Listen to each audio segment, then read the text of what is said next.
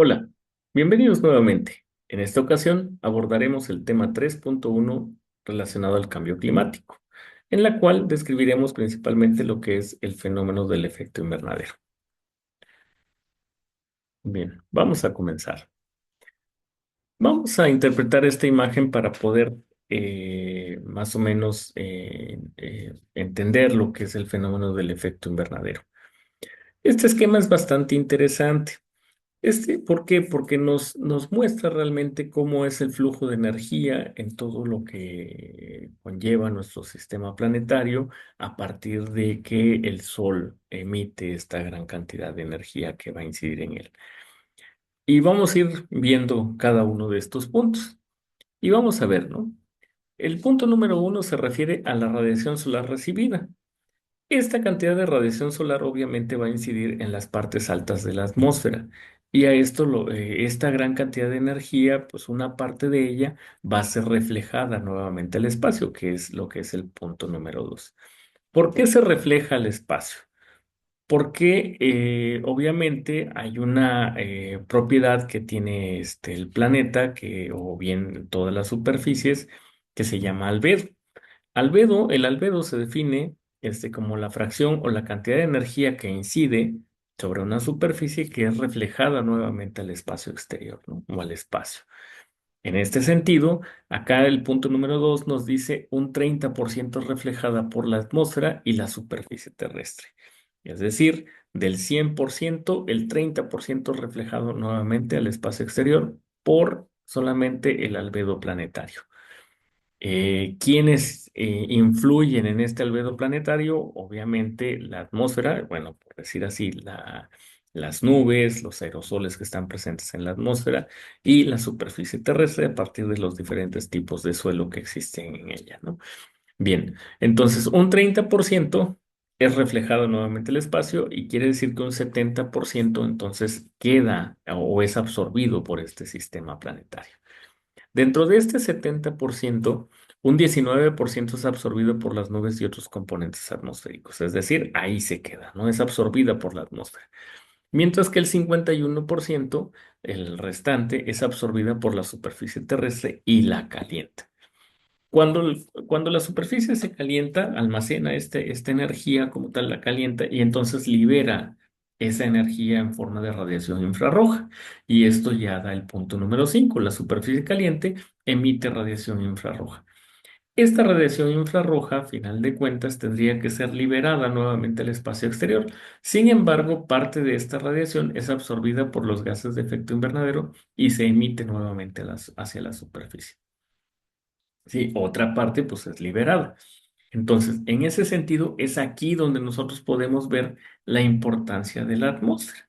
La atmósfera como tal, que es donde se almacena esta energía, ¿sí? Almacena el calor y favorece el que una temperatura promedio de aproximadamente 15 grados centígrados en el planeta, ¿no? Si no tuviéramos la atmósfera, pues obviamente toda la radiación emitida por la superficie sería liberada al espacio exterior. Entonces no habría una acumulación o un almacenamiento de energía en la atmósfera. Entonces las condiciones serían totalmente diferentes a como las conocemos, ¿no? ¿Por qué? Porque al no haber acumulación de energía, al no haber calor existente en la atmósfera, entonces este sería más frío y aproximadamente tendríamos una temperatura de menos 18 grados centígrados. De ahí la importancia de la atmósfera. Y entonces es aquí donde resalta el efecto invernadero. El efecto invernadero precisamente se le llama así por la acumulación de esta energía, que precisamente sale por la semejanza que pueden tener por estas infraestructuras que se utilizan para el cultivo de algunas flores como tal, de las que vemos.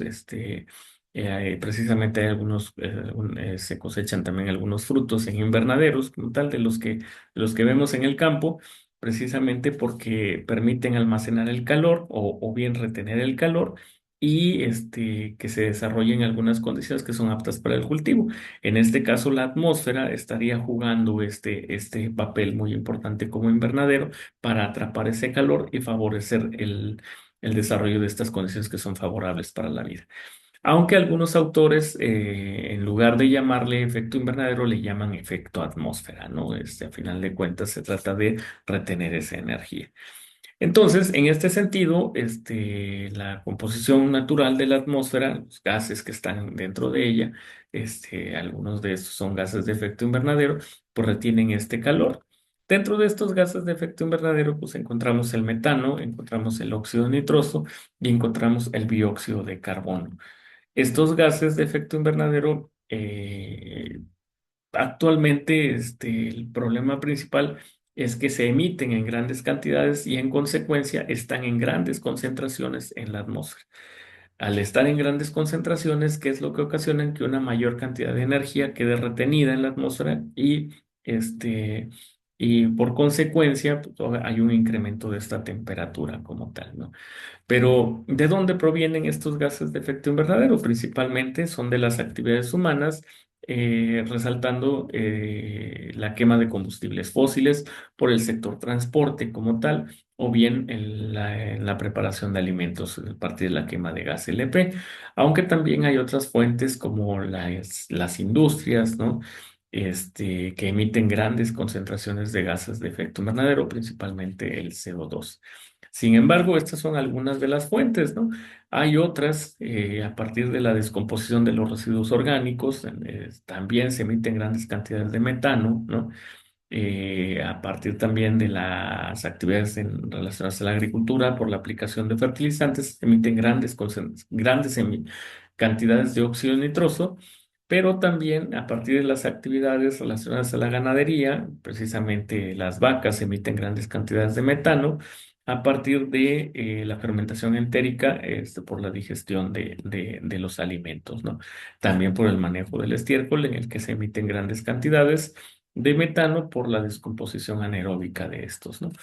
Entonces, hay diferentes fuentes, hay una gran cantidad de fuentes de emisión de gases de efecto invernadero que están favoreciendo la acumulación de estos gases en la atmósfera, ¿no? Entonces, en este sentido, acorde a lo que nosotros vemos como parte de eh, de la educación básica en la que se nos explica que los árboles capturan el dióxido de carbono, entonces, ¿cuál debería ser nuestro problema cuando vivimos en uno de los estados con mayor biodiversidad, en la cual tenemos grandes extensiones de áreas forestales? Entonces, ¿por qué deberíamos preocuparnos? Pues nos preocupamos porque prácticamente por las mismas actividades del hombre, pues obviamente hay necesidades de espacios para viviendas, hay necesidad de espacios para la producción de alimentos, hay para la creación de potreros como tal, y también en las últimas fechas hemos visto que hay grandes incendios a partir de los cuales se pierden grandes cantidades o superficies muy grandes de vegetación y obviamente también estas quemas favorecen la emisión de dióxido de carbono a la atmósfera, entonces lo que conlleva a una mayor acumulación de estos gases de efecto invernadero en nuestra atmósfera, ¿no? ¿Qué es lo que pasa entonces, no? Pues estos gases de efecto invernadero atrapan esta energía que calienta la parte baja de la atmósfera eh, pues obviamente retienen una mayor cantidad de calor, ¿no?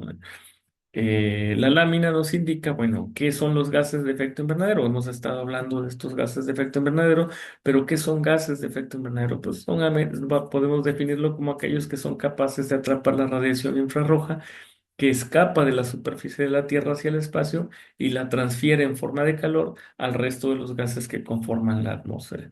Es decir, atrapan esa energía que debería ser liberada al espacio exterior, es decir, la acumulan, ¿no? Entonces, estos gases atrapan la energía, como tal, eh, y cuando las concentraciones son las adecuadas, pues favorecen que las condiciones sean favorables para el desarrollo de la vida. Sin embargo, como vamos a ver en temas más adelante o en las siguientes láminas, como hay una gran cantidad de gases de efecto invernadero que se están acumulando, entonces estamos favoreciendo la disponibilidad de una mayor cantidad de energía en nuestra atmósfera, como también en nuestro sistema planetario. Entonces, en síntesis, podemos decir que el efecto invernadero es un fenómeno natural que permite la vida en el planeta. Y este es causado por los gases de efecto invernadero. Eh, Sin embargo, el efecto invernadero, que realmente es el preocupante, es aquel que es desencadenado a partir de las emisiones de nuestros gases de efecto invernadero, provenientes de diferentes actividades relacionadas a al ser humano, ¿no? Al hombre como tal. ¿Cómo qué actividades? Bueno, ya habíamos mencionado algunas, las actividades industriales, al transporte, a los incendios, eh, y a los residuos sólidos como tal, a la descomposición de los residuos sólidos que emiten grandes cantidades de gases de efecto invernadero. Sin embargo, como podemos ver acá, también existen otros gases como los hidrofluorocarbonos, los perfluorocarbonos y el hexafluoruro de azufre, que a final de cuentas son utilizados en la industria o bien son utilizados en las cuestiones de refrigeración y que a partir de eh, de ciertas formas, como emisiones fugitivas, por ejemplo, son liberados a la atmósfera y tienen impactos realmente muy importantes en las cuestiones del almacenamiento de energía, como tal, ¿no? Entonces, como bien nos comenta López, el asunto en el 2009, el asunto por resolver es el efecto invernadero que está siendo aumentado como consecuencia de las actividades humanas, el cual, para lo cual no se han tomado en cuenta las llamadas externalidades o impactos asociados a dichas actividades. Entonces, estos gases de efecto invernadero como tal están siendo emitidos en demasía y obviamente traen consecuencias. ¿Como cuáles? Como precisamente, incremento en la temperatura global a partir del almacenamiento de energía. Este aumento de la temperatura del planeta, o de la temperatura global lo vamos a conocer como calentamiento global. Este fenómeno que a final de cuentas trae implicaciones en la intensidad de los fenómenos climáticos en todo el mundo, pues ha resultado de gran interés, sobre todo por las implicaciones que tiene en las modificaciones de los patrones climáticos como tal. Esto lo vamos a abordar a más detalle en la siguiente presentación porque está directamente relacionado, bueno, todo está directamente relacionado al cambio climático. Entonces, en la siguiente presentación abordaremos lo que es el fenómeno del cambio climático y la forma en la que podemos estudiarlo. Entonces, por esta presentación ha sido todo. Agradezco mucho la atención.